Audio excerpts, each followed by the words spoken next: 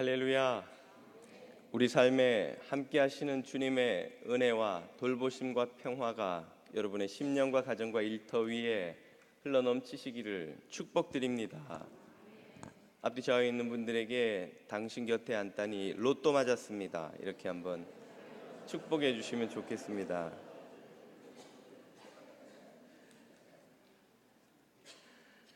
오늘 우리에게 주시는 하나님의 말씀은 창세기 46장 27절에서 30절까지의 말씀입니다. 창세기 46장 27절에서 30절까지의 말씀을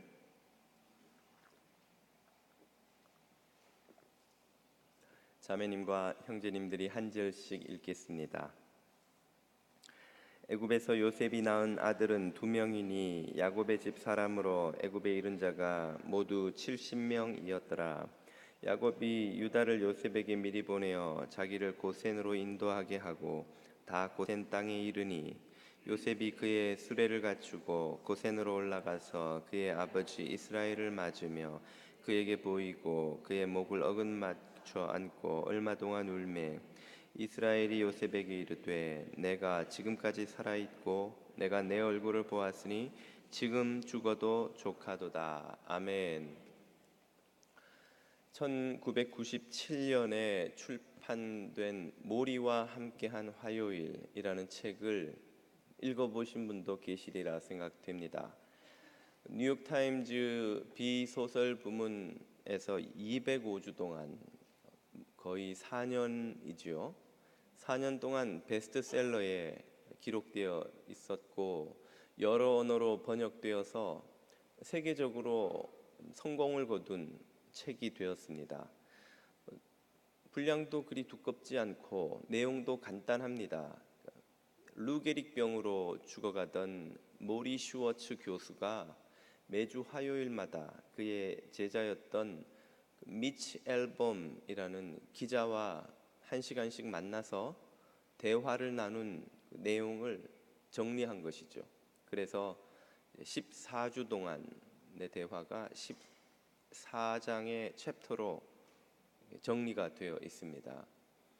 이 노 교수의 임종을 앞둔 그 제자와의 대화, 그 내용이 뭐 그리 대단하길래 이렇게 큰 성공을 거두었을까 하는 생각이 들 텐데요.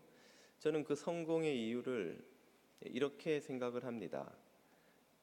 삶과 죽음의 의미에 대한 답을 주던 신을 부정한 현대인들이 바로 이 노 교수의 삶과 죽음에 관한 충고를 복음처럼 받아들였다는 것이죠.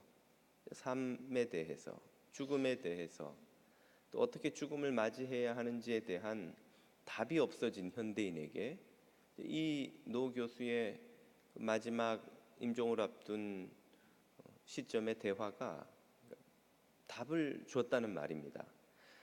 죽어가던 이 모리 교수는 죽음이라는 장에서 이렇게 설명합니다. 언제든 죽을 수 있다는 사실을 인정하면 삶의 태도가 달라진다네. 그러므로 삶의 매 순간을 소중히 여기고 또 담담히 죽음을 맞이하라는 충고가 뒤이어서 이어집니다. 현대인들은 이 모리 교수의 마지막 순간의 모습을 보면서 자신이 맞이하고 싶은 그 죽음의 모습의 모델을 발견한 것은 아닐까 하고 생각을 해봅니다. 나도 저 모리 교수처럼 저렇게 참 담담하게 또는 품위 있게 마지막을 맞이해야 되겠구나. 나도 저 교수처럼 저렇게 죽으면 괜찮을 것 같은데, 이런 식의 그 모델로서 모리 교수의 그 대화를 주목해 보았다는 것이죠. 설명하자면 품이 있는 마지막, 교양 있는 마지막과 같은 그런 모습으로 모리 교수는 인생의 마지막을 보낸 것이 아닌가 생각이 됩니다. 저자나 이 책을 좋아하는 사람들에게는 무척 미안한 말이지만 제게는 이런 책의 가르침들이 참 솜사탕처럼 보기는 그럴듯해 보이지만 막상 한 손으로 쥐어보면 남는 것이 없는, 알맹이 없는 자기 위안으로 들립니다. 왜냐하면 모리 교수의 이 책에는 삶이 무엇인지, 죽음의 의미가 무엇인지, 혹은 죽음 이후에 인간이 어떤 운명을 맞이하게 될지에 대한 아무런 코멘트도 없습니다. 단지 생이 영원하지 않기에 언제든 찾아올 수 있는 죽음을 담담하게 맞이하는 지혜가 필요하다 하는 정도의 그 충고, 제언, 정도가 이 모리 교수가 하고 있는 이야기의 전부인 것이죠. 이런 솜사탕 같은 가르침에도 불구하고 현대인들이 이런 책에 그렇게 귀를 기울이는 이유는 무엇일까요? 그것은 신을 부정한 현대인, 그래서 삶의 목적과 의미가 없이 살아갈 수밖에 없는, 답이 없는 현실을 살아가는 현대인에게 어쩔 수 없는 선택이라는 것이죠. 얼마나 답이 없는 현실을 살아가고 있으면 이런 소프트한 솜사탕 같은 위안거리에도 그렇게 귀를 기울이고 사람들이 거기에 주목하느냐 하는 것입니다. 우리가 인정을 하든 않든 죽음이란 여전히 현대인들에게 미지의 세계요, 절대적인 공포의 세계입니다. 그 누구도 죽음 앞에서 초연할 수 없고 이 죽음의 문제를 어떻게 해결해야 할지 사실 아는 사람이 없다고 할 것입니다. 그렇다면 결국 모두가 죽을 수밖에 없는 운명이니 피할 수 없으니 담담히 초연한 자세로 받아들이면 된다는 이것이 과연 죽음에 대한 우리에게 주시는 이 답이라고 할 수 있는 것일까요? 그것을 우리의 죽음에 대한 마땅한 지혜로 여기며 살아갈 수 있는 것일까요?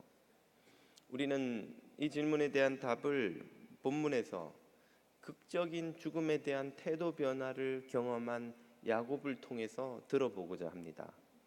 지난주에 우리는 애굽으로 이주하는 야곱 일가가 출발하는 장면을 살펴보았다면 오늘은 거기 도착하는 장면을 살펴보게 됩니다. 본문 8절에서 27절은 애굽으로 이주하는 야곱 일가의 이름과 그 수를 쭉 소개하는데요. 그 모든 내용을 마지막 27절이 이렇게 요약하지요. 야곱의 집 사람으로 애굽에 이른 자가 모두 70명이더라.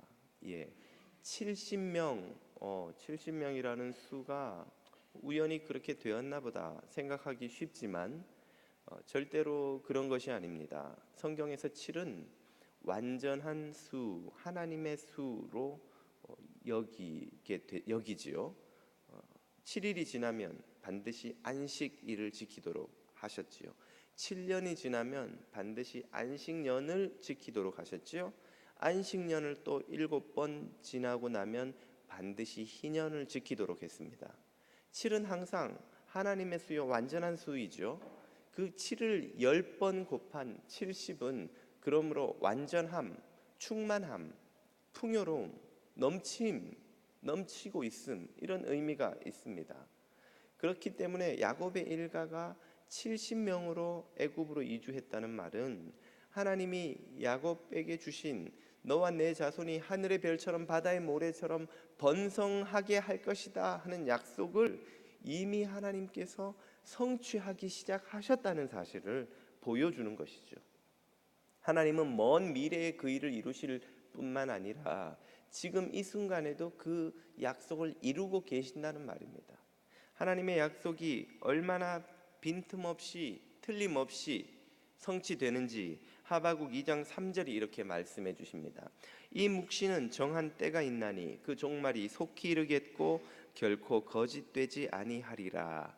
비록 더딜지라도 기다리라. 지체되지 않고 반드시 응하리라.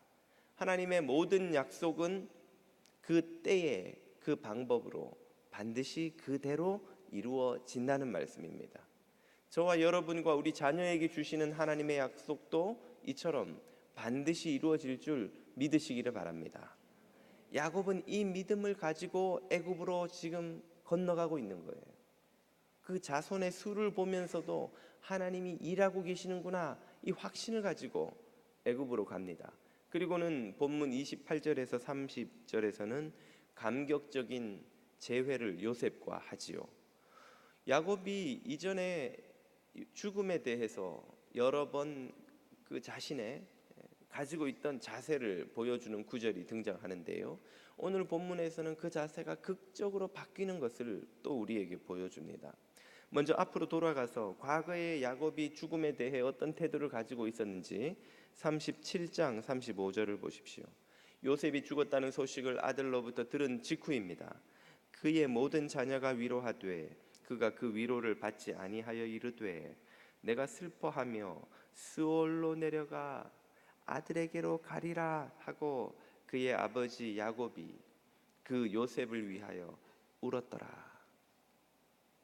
아들 요셉 너무나 사랑해서 너무나 간절히 귀하게 여겨서 그렇게 자신에게 소중했던 요셉이 죽었다는 소식을 듣고 나자 야곱은 그만 너무 슬프고 절망스러운 나머지 죽겠다는 거예요. 아들을 따라서 죽겠다는 거예요. 야곱에게 죽음은 슬픔과 절망의 상징이었습니다. 창세기 42장으로 가면 또 다른 아들인 베냐민 때문에 죽으려고 하는 장면이 나오죠. 야곱이 이르되 내 아들은 너희와 함께 내려가지 못하리니 그의 형은 이미 죽고 그만 남았음이라. 만일 너희가 가는 길에 재난이 그에게 미치면 너희가 내 흰 머리를 슬퍼하며 스올로 내려가게 함이 되리라. 요셉이 이미 죽어서 내가 견딜 수 없이 슬프고 괴로웠는데 베냐민마저 잘못되면 나는 정말 더 이상 이 슬픔을, 이 절망을 견딜 수 없다는 거예요. 나는 죽을 수밖에 없다는 거예요. 나를 죽이는 길이라는 거예요. 이 장면에서도 야곱에게 있어서 죽음이란 슬픔과 절망의 상징입니다. 이렇게 죽음을 대했던 야곱이 오늘 본문에서는 완전히 바뀐 태도를 보여주죠. 오늘 본문 30절을 보십시오. 이스라엘이 요셉에게 이르되 내가 지금까지 살아있고 내가 너의 얼굴을 보았으니 지금 죽어도 족하도다. 야곱이 또다시 죽음을 이야기하는데 이제 그 죽음은 슬픔과 절망의 죽음이 아니라 소망과 기쁨으로 충만한 만족의 상징이에요. 만족스러운 죽음이에요. 지금은 죽어도 나는 만족스럽다. 지금은 죽는다 해도 우리 표현으로 하자면 여한이 없다. 지금 나는 죽는다 해도 그 죽음이 나에게 슬픔이나 절망이 아니라 기쁨이요, 만족이요, 소망이다. 무엇이 야곱에게 있어서 이 죽음에 대한 태도를 이렇게 극적으로 바꾸어 놓았습니까? 바로 죽은 줄 알았던 요셉이 살아있다는 사실 때문이죠. 다시 표현하자면 요셉이 부활했다는 이 사실, 그에게 있어 죽었던 요셉이 부활했다는 사실이 죽음에 대한 야곱의 태도를 완전히 180도 바꾸어 놓은 것입니다. 죽음을 극복하고 이기게 만드는 유일한 비밀이 여기에 소개됩니다. 그것은 바로 부활의 소식입니다. 이 부활의 소식 말고는 죽음에 대한 우리의 태도를 바꾸어 놓을 수 있는 것이 이 세상에는 없습니다. 죽음이 끝이니 그 죽음을 담담히 맞아들이는 것이 지혜라고 들리고 지혜라고 주장하기도 하지만 사실 그것은 체념이 아니고 무엇입니까? 그것을 받아들이는 것 외에는 아무런 선택지가 없는 사람에게 그것을 울며 불며 받아들이든 담담히 받아들이든 거기에 교양과 품이라는 포장지가 좀 더 씌워지기는 하겠습니다만 본질상 선택지가 없다는 사실, 그것이 끝이라는 사실, 그 뒤는 영원한 절망이라는 사실은 아무것도 바뀌는 게 없어요. 그것이 어떻게 지혜라고 할 수 있는 것입니까? 그것은 절망의 또 다른 이름인 체념인 거예요. 체념은 죽음에 대한 우리의 태도를 바꾸어 놓는 것이 아닙니다. 체념은 우리가 선택할 수 있는 게 아니에요. 체념은 우리에게 강요된 것이고 체념은 결코 죽음을 극복하는 것이라 할 수 없습니다. 죽음을 극복하는 유일한 길은 부활의 소식을 듣는 것이죠. 부활을 발견하는 것이죠. 죽음을 넘어서는, 죽음 뒤에 소망이 있다는 바로 이 부활의 소식만이 죽음에 대한 우리들의 절망적 태도를 바꾸어 놓을 수 있습니다. 이것이 죽음을 이기는 유일한 길이에요. 그 사실을 예수님의 제자들이 우리에게 잘 보여줍니다. 예수님께서 잡혀서 십자가에서 고난당하시고 죽으실 때에 제자들은 모두 슬픔과 절망, 두려움에 사로잡혀 도망칩니다. 그들이 모인 곳에 집의 문을 잠그고 아무도 들어오지 못하게 숨어 지냈습니다. 왜요? 자신들도 자신들의 스승 예수님처럼 잡혀서 유대인들에게 죽음을 당할까 봐 그들은 죽음을 두려워했습니다. 그들은 슬픔과 절망과 두려움에 압도당했습니다. 그들은 죽음에 짓눌려 살아가는 사람들이었죠. 그랬던 그들이 주님의 부활의 소식을 듣고 더 나아가 부활하신 주님을 직접 보고 부활의 소망과 약속이 확실한 것임을 깨닫게 됩니다. 바로 그 부활의 소망 때문에 그들은 스스로 잠궜던 집의 문을 열고 언제라도 자신들을 잡아 죽일 수 있는 권력을 가진 유대인들 앞으로 달려나가서 주님의 부활의 소식을 전파하기 시작합니다. 그들은 더 이상 죽음을 두려워하지 않았고 그 주님을 전파하기 위해서 죽어야 한다면 기꺼이 죽으리라고 생각했고 실제로 그들은 감사와 찬양을 드리며 만족한 가운데 소망 가운데 순교하는 자리에까지 나아갔습니다. 그들에게 있어서 죽음은 더 이상 슬픔과 절망, 두려움의 대상이 아니었던 것이죠. 죽음이 그들에게 어떻게 극적으로 바뀌었는지를 빌립보서 1장은 이렇게 가르쳐 줍니다. 이는 내게 사는 것이 그리스도니 이제는 죽는 것조차도 나에게 유익함이니라. 아멘. 무엇이 여러분 유익합니까?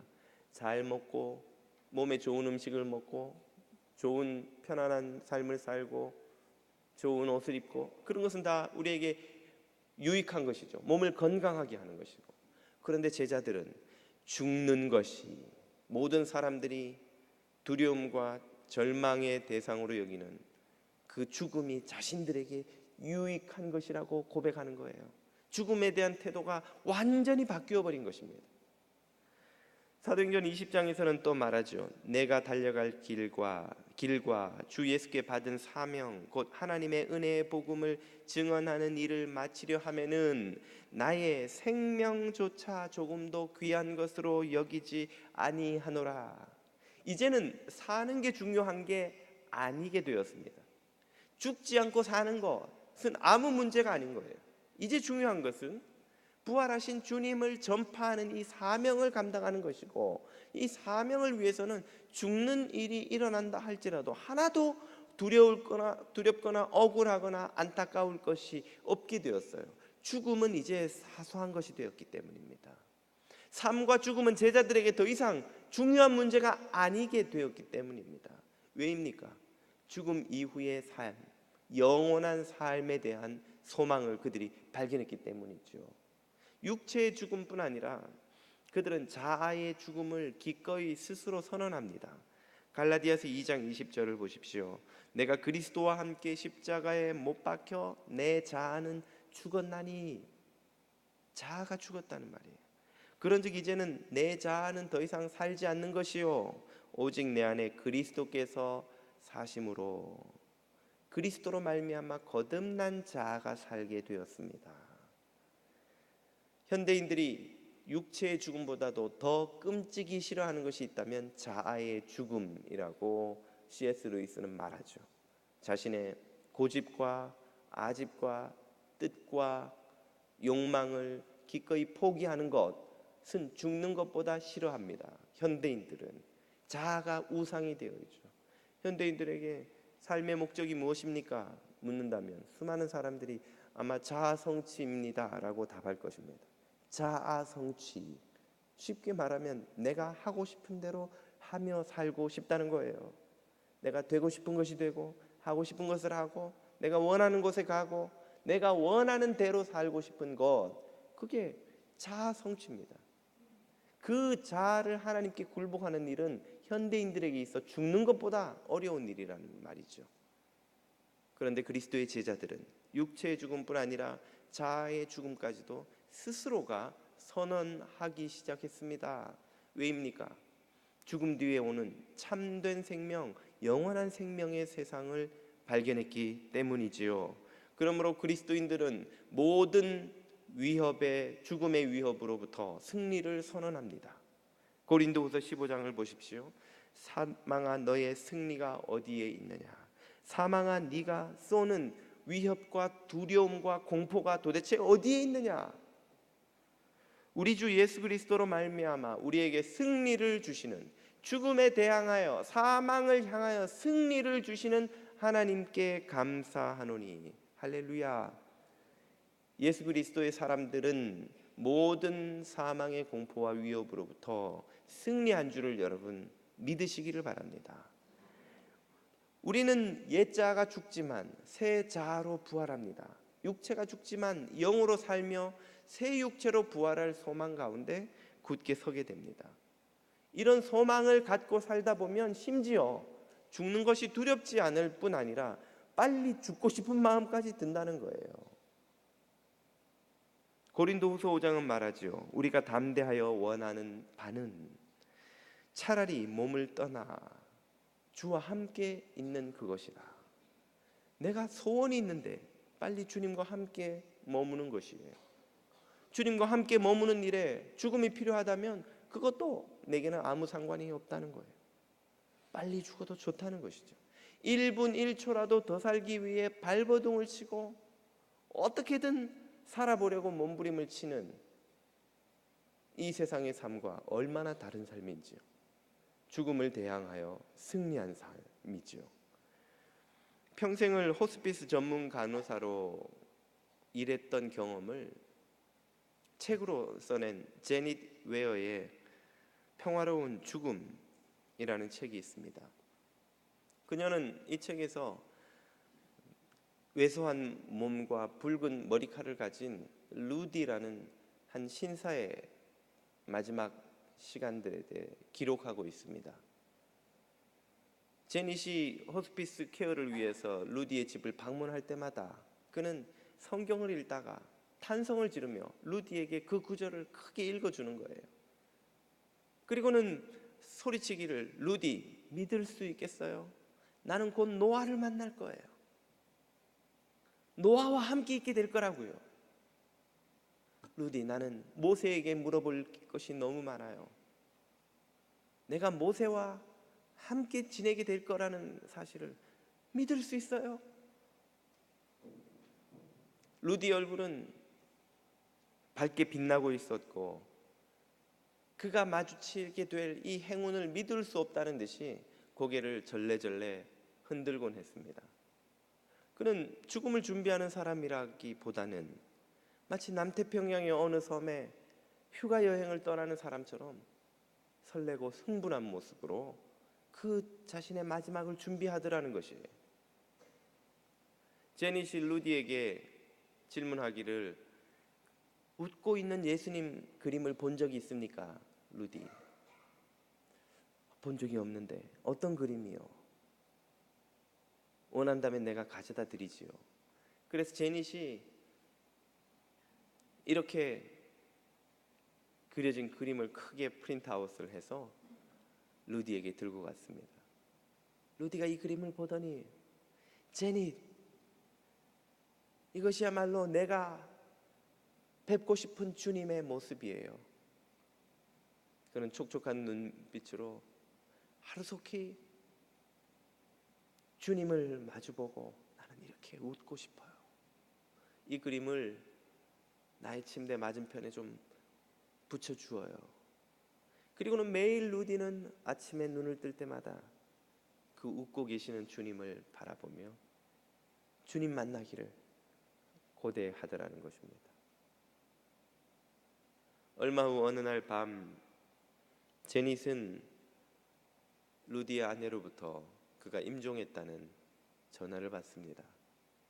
이후 처리해야 할 일을 위해 그의 집에 방문했을 때에 제닛은 이 그림을 바라보며 침대에 잠자는 듯이 기대어 있는 얼굴에 만면의 웃음을 가득히 띤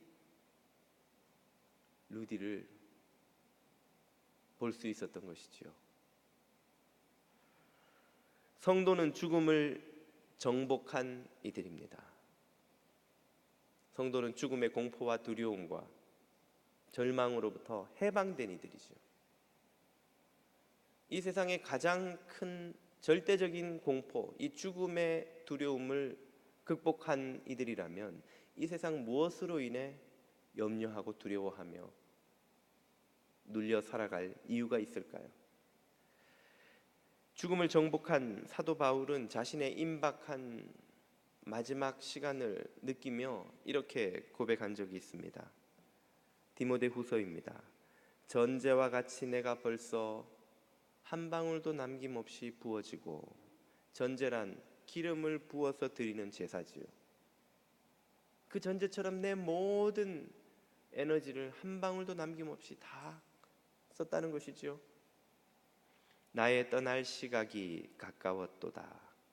나는 선한 싸움을 싸우고 나의 달려갈 길을 마치고 믿음을 지켰으니 이제 후로는 나를 위하여 의의 면류관이 예비되었으므로 주 곧 의로우신 재판장이 그날에 내게 주실 것이며 내게만 아니라 주의 나타나심을 사모하는 모든 자에게도니라. 아멘.